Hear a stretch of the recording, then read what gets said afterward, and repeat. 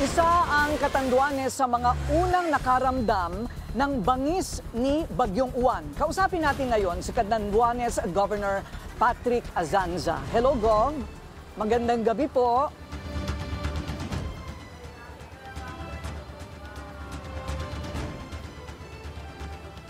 Magandang gabi po, Gov.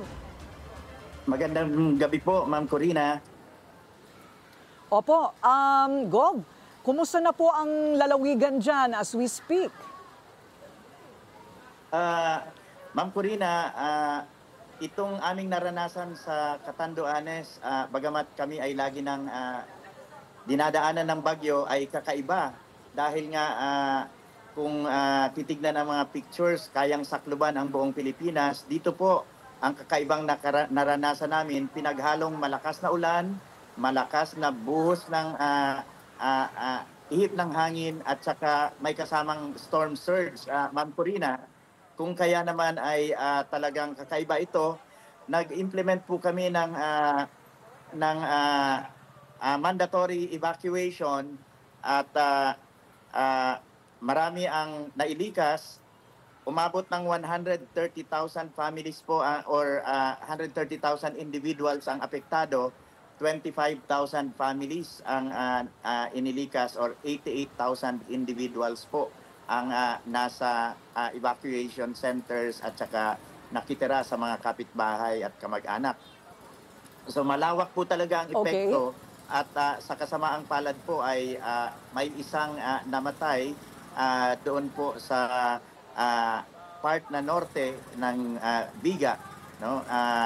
Doon po kasi mas tumama sa northern part ng Catanduanes ang Super Typhoon Uwan at yun po ang naging epekto. 100 million worth of agricultural products din po ang naapektuhan at 25,000 ang nabahay, ang partially at totally damaged po. Malawakang walang kuryente. Wala pa pong kuryente. Yes po. Okay. So masasabi po ba natin, Gov, na dahil nakailang beses na pong nangyayari ang medyo mas mahinahon ng mga bagyo, ano po? Kung ihahambing po ninyo, kasing lakas po ba ng Yolanda yung nangyari sa Catanduanes ngayon? Ito pong Super Typhoon, Ma'am Corina, kung ihahambing namin po, nasa pagitan siya ng Super Typhoon Pipito at saka Super Typhoon Rolly. So, yun po yung sitwasyon at yun po ang aming kinaharap. Medyo kakaiba lang siya kasi bumababad po siya habang bumubuhos ang malakas na ihip ng hangin at ulan at saka sinabayan po ng storm surge. Yun yung medyo tricky doon po, Ma'am Corina. So dahil po sa forecast ng storm surge, kasi naririnig na po natin ito ilang araw bago tumama ang bagyo, nakatulong naman po ito na nailikas po ninyo ang mga pamilya on time? Hindi po ba nagtigas-tigasan ng ulo ang mga tao na ayaw pong umalis sa kanilang mga tirahan? Malaking tulong po yung prediction at yung babala na ibinigay, Ma'am Corina, ng Pag-asa ng DOST. At gayon din po ang kautusan na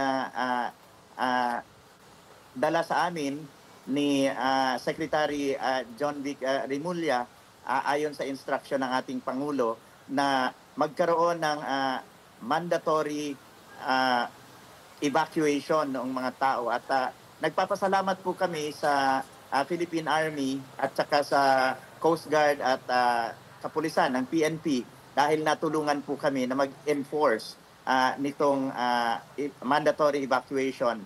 At nito naman pong lumabas na yung resulta, maraming nagpapasalamat, Ma'am Corina, na in-enforce natin ito dahil sabi nga nila, kung hindi nyo kami nailikas, Gov, baka nasalantak ang patay kami, naisama doon. Ma'am Corina, grabe po ang hampas ng alon.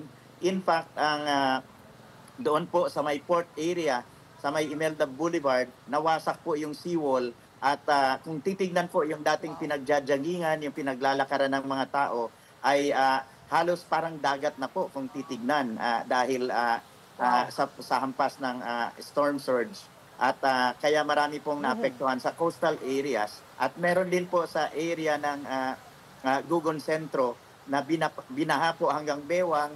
Sa San Miguel naman ay abot hanggang bubong ang pagbaha. Sa bandang Gugon Centro po ay marami ang nagreklamong mga residente dahil po merong ginagawang mall doon at tinatawagan namin ang DNR na kung pwede ay asikasuhin kung may violation ba sa environmental clearance ito at dahil sinasabi na natabunan ang ilang mga kanipaan at ang easement na 3 meters ay mukhang hindi inobserve at nakadagdag ito sa pagbaha sa mismong Gugon Centro na nasa capital town of Virac, Ma'am Corina. So Gov, dito po makikita natin at I'm sure you're taking notes doon sa mga mabilis gumuho, yung mga substandard na ngayon nabuko dahil nga po sa bigat ng naging pinsala. Yung inyo po bang seawall, hindi po niyo pinaghihinalaan na baka substandard ang pagkakagawa kaya ho naguho? Well, yung seawall naman po sa Katanduan, sa Virac Port, dito sa may Imelda Boulevard, ay medyo matagal na po. Pero pinapa-review din po namin kung talagang ito ay kumbaga may problema sa construction. Bagamat sa tagal niya at marami ng bagyong dinaanan, mukhang offhand, mukhang maayos naman, pero pinapacheck pa rin po natin. Sa ibang lugar po, hindi lang ito ang bumigay, meron pa rin po, Ma'am Corina, sa ibang munisipyo at kasama rin po namin yon sa pinapacheck po yung mga seawalls at mga flood controls na ginawa. At yun po ay ating pinapatignan kung baka kasama ito doon sa anomalous na proyekto. Pero itong sa Virac Port po ay tinitignan namin na talagang matagal na ito, marami ng bagyo ang dinaanan, pero sa sobrang lakas ng hampas po ng surge, maaari rin talagang dahil doon ang problema, Ma'am Corina. Okay, huling ilang tanong na lamang po. Kailan po magkakaroon ulit ng kuryente, sir? Ano po ang inyong tansya? Ma'am Corina, nagkaroon kami ng meeting sa Fiselco, yung aming power distributor, ang Soweco dito, at ang Fiselco naman po yung namamahala sa distribution. Sa ngayon ay pinipilit nilang ibalik ang kuryente, especially sa mga key agencies like hospitals, within 24 hours po. At meron na pong areas na kanila lang na-restore ngayon lang. At umaasa kami na in the next 48 hours ay tuluyan ang magbabalik ang kuryente sa buong isla. In the meantime po, nagpapasalamat din po kami kay DICT Secretary Henry Aguda dahil nakapagpadala siya ng 37 Starlink para lang sa uninterrupted communication ng mga munisipyo po. At si Secretary naman ng DSWD, Rex Gatchalian, papunta po siya dito bukas at nakapag-coordinate na rin po kami tungkol doon sa karagdagang pangangailangan sa food packs at saka sa mga yero at saka mga plywood doon sa mga nasiraan ng bahay. Ngayon po kasi may 19,000 kaming naka-preposition at na-distribute na po, nagsimula na mag-distribute ng mga food packs sa iba't ibang mga munisipyo po, Ma'am Corina. Okay. So, hari nawa po, ito pong inyong pagdurusa ay maging mitya ng pagtutuos at pananagutan po ng mga may kasalanan sa sobrang pagbaha po sa inyo dyan kung mayroon man, mga ghost project o kaya mga substandard. Maraming salamat po sa inyong oras, Catanduanes Governor Patrick Azanza. Maraming salamat po.